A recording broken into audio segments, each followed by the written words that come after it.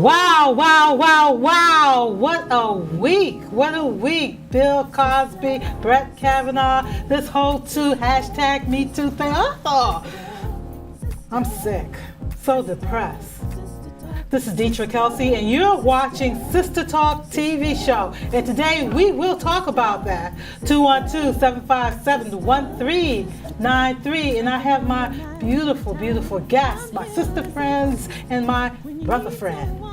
All the way to my right is my girl, my sister, Cynthia Turnquest Jones, educator and community activist. Welcome back, Cynthia. Hey, Deidre, how you doing? I'm okay. Thank you for having me again. Always, always. And right next to Cynthia is Mark McPhee, community activist. He's everywhere. You just got back in town, Marker. Yes, indeed. Yes. Welcome back also. Thank you. Maury Moss, new to Sister Talk TV show. It's the second time here. Third time, right? Third time.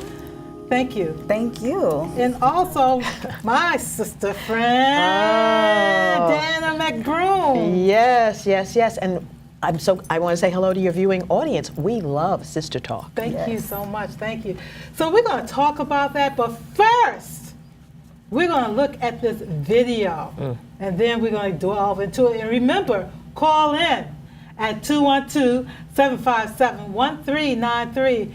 Love to hear your voice also. Let's roll.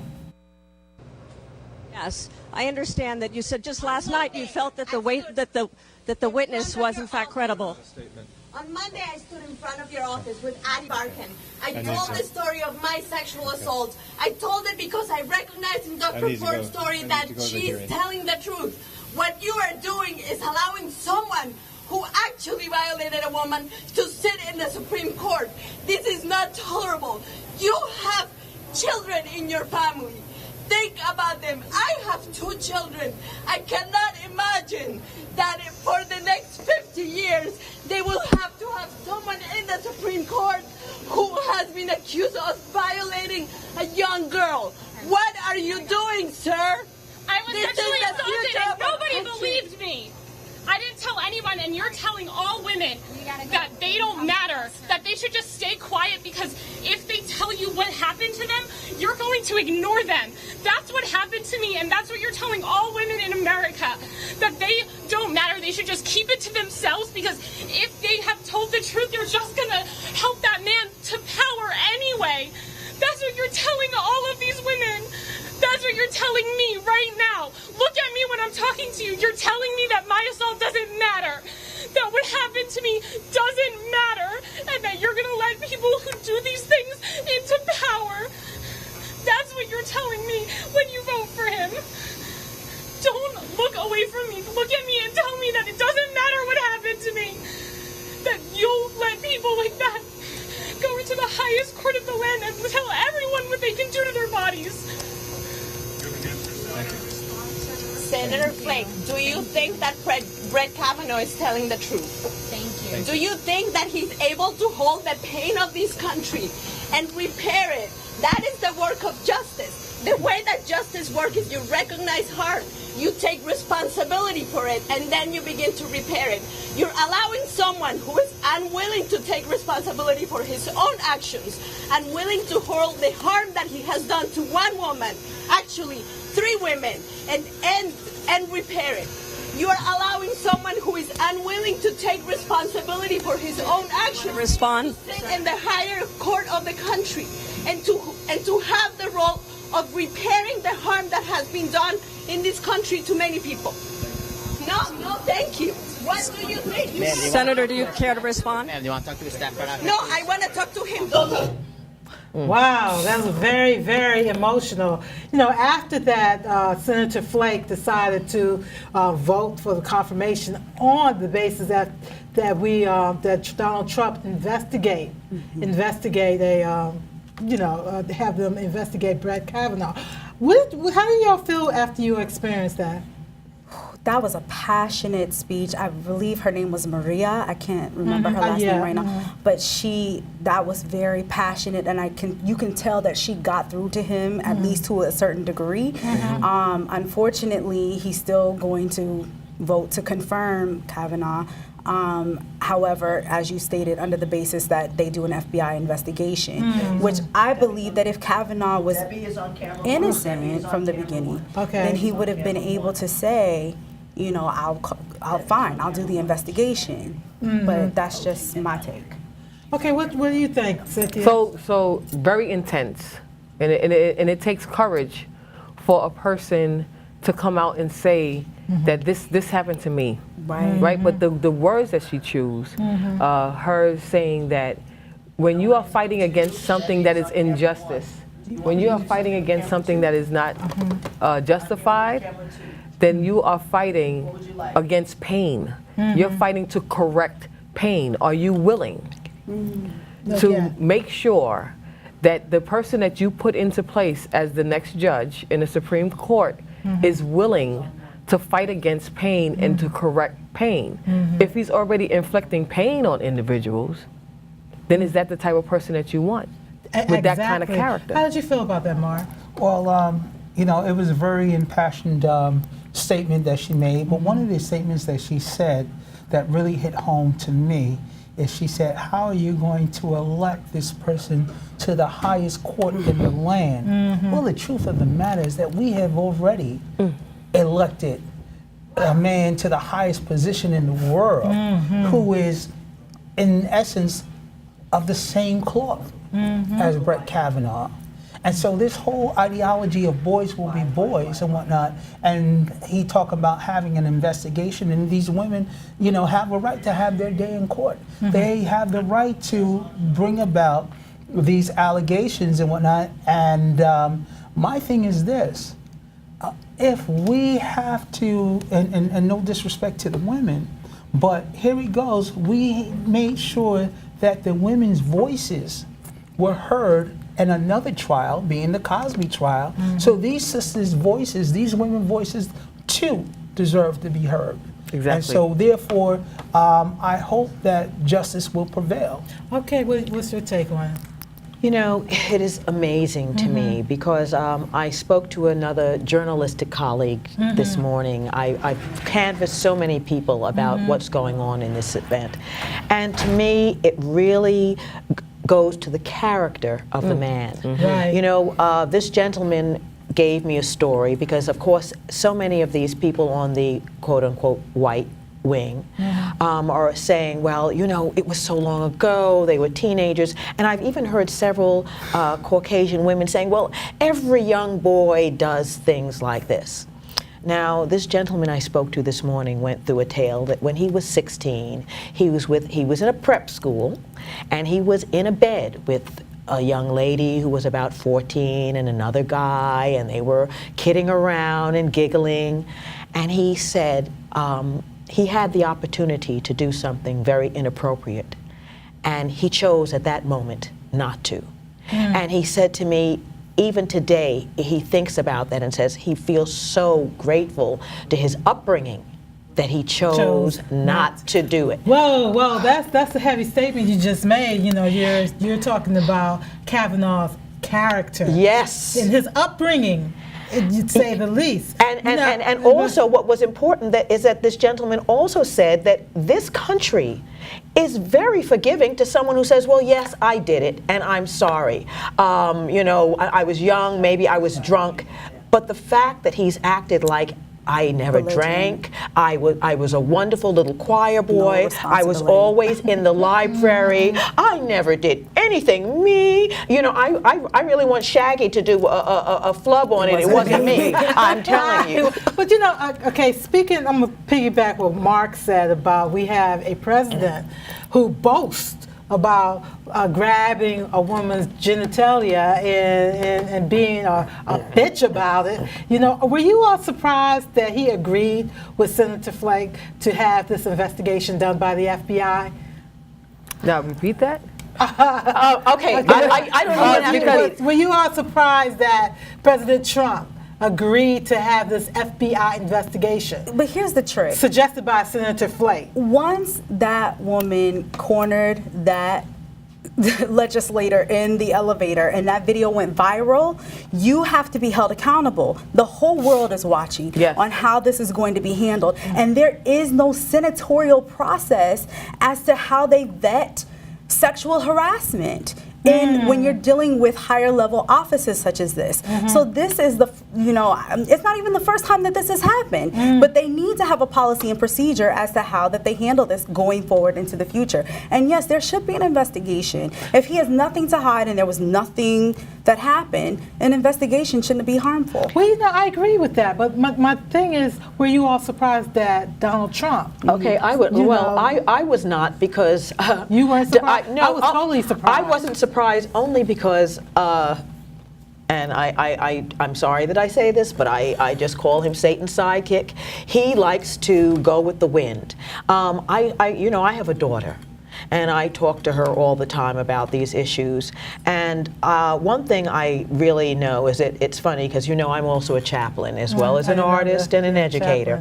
And to me, I say, the moniker of calling him disruptor in chief is so appropriate, because Satan never does anything wrong. Satan creates chaos and causes you to do horrible things. I was thinking the same thing when I was looking at that, and every time he made his comment, he was so calm, like he was in his place. This is what I want. Well, I'm just going to see after the hearing, and then I'll decide. But it was just, he was so calm, didn't really have any type of comment, positive comment towards the women at all. Okay. In the aspect of the women, right? So we have Dr. Ford, who submitted a letter, anonymous. Right. So this was one of the major beefs, was the fact that she submitted a letter, and once she submitted that letter, she submitted it anonymously, right? And they sat on it for a while. Whoever the letter was sent to, the sat Democrats, on it. Feinstein. Then someone leaked it out. Right. Right? And then she became, she started to get harassed. Yes. They were going to her job. Right. They were finding out where she lived. Yes. Right? Because they're very crass individuals. Right. Right? And so now we have an individual who wanted to remain anonymous and is no longer anonymous. Right? And the way that individuals treat today in society, when you have a woman like Dr. Ford, who said, this is what happened to me, and then individuals don't respect it at all. Yes. Right? But the respect, the highest power of respect that is given to priests who do it to boys. Right? Yeah, you have a point there. 212-757-1393. Call in the show, 212-757-1393. What do you think about all of this Brett Kavanaugh being appointed to the Supreme Court? Do you want him to be represent the Supreme Court, the Justice of Supreme Court? 212-757-1393. Thank you. He should have said yes. Do the investigation. Period. Exactly. Because if you have nothing to lose, if you have nothing to because hide. Dr. Ford, what is her gain in this? She has no gain, and that's the thing. She didn't even want to be there. You could tell that she was uncomfortable with being put to the forefront. I didn't even know that. But she's very courageous. She's not only courageous, but remember, she also took a lie detector test. Yes. And calling for an investigation, if you are innocent and you want it, it's to me, as I guess as the senior person in this group here, it amazes me that we find ourselves defending the FBI, who has never been a friend to the African American community. I mean, they have always done us in, and now we are forced into a position where almost defending the FBI, that we know that they have always worked according to whatever they wanted the outcome to be. But I also find very interesting, because I've been saying over and over again recently that we are living in times of biblical proportions. So many things that are going on now have a much larger effect than the immediacy of the situation. I point out the fact that recently a great artist who passed away, yes, who yes, passed yes. away? Somebody. Yes, you know, from he was an actor. Jackson. No, white Native American actor. I don't know that Yes. Okay. He was in the movies with the. Ten Commandments. No. In any case, Come on, help us out. in any case, he was in Deliverance. Deliverance. I bring up Burt Reynolds. Oh, Burt Okay, Reynolds. I bring up I bring up the passing of Burt Reynolds. Okay, 1 minute caller will be right with you. Go ahead. I bring up the passing of Burt Reynolds because what struck me when I went to see that back in the day, I was on a long line. I had no idea of the plot of the movie, and when you went into that movie and you saw a rape of a man taking place. And this is the thing, because everyone acts like, oh, well, what's the big deal? He pressed up against her and put his hand over her mouth. I wonder, each and every one of these men, if some other guy did that to you, pushed you down on a bed, put his hand over your mouth, and grinded his privates up against you, what would we be talking about now? World War III. Hello. Hey, caller, you watch the Sister Talk TV show. What's your name? Where are you calling from? Hi, my name is Samuel Jackson.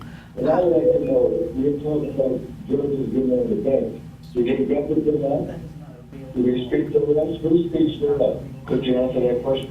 When you say who speaks for us, what do you mean? Talk about our community, the African American community? Or men, or what? Hello? Yes. If we get in trouble, no matter what, no matter who you do in office, who will represent us, and as we represent ourselves. So, okay. So that's it. So what he's basically Stay on the saying. phone call. Go So ahead. he's saying that if we don't represent ourselves, then the individual who they're talking about in regards to Brett, he doesn't represent us, right? And Right. so we know that he doesn't represent us. Right. I think everybody here knows that he doesn't represent us. Yeah. And when are we going to find somebody to represent us if we don't represent ourselves? That's a good question. Well, you know, there are many things that are being talked about right now, because I think the urgency of this situation is the fact that whoever is appointed to the Supreme Court has a job for life. And the young age of Kavanaugh, that he could be there for another 50 years, affecting our lives for decades. Right. And I really think that this is one of the issues why this is so urgent, so critical. Right. So I think, of course, we do not always have anyone that's going to represent us as an African American community, but we at least want someone of good character who will judge us and judge each case by the merits of the case and not because of some political agenda. We don't have a Thurgood Marshall. Yes, exactly. We don't have a Thurgood Marshall. I get your question now, caller. Go ahead, And we need a Thurgood Marshall. I mean, there are young people who are organizing right now to develop PACs, collective PACs, to try to put our money together so that we can put our money behind people that will represent us and represent us well. And I mean, I just want to go back to a statistic that is very alarming when it comes to women, especially as we approach Domestic Violence Month in October 1st. 1 in 3 women, 1 in 3 are victims of sexual assault. And just, I mean, why do we? 1 in 3 women. 1 in 3. I mean, that sexual is assault. And those are the ones who speak up about it. I mean, there could be many others who don't say anything about what they're dealing with. But the fact is that we have to respect that. And one of the things that we have noted, and I guess I'm skipping ahead to Me Too, maybe a part of it, is that, you know, we have to be taken seriously. Women we bring life into this world. We nurture life. We are the lifeblood of our communities, and that has to be taken seriously. It has to be respected. And for it to be so flippantly disrespected and disregarded is just an abomination. Okay. Let me take this call. Yeah. Caller, you watch the Sister Talk TV show. What's your name? Where are you calling from, sir? Hi, this is Crystal. How are you? Hey, Crystal, how you doing?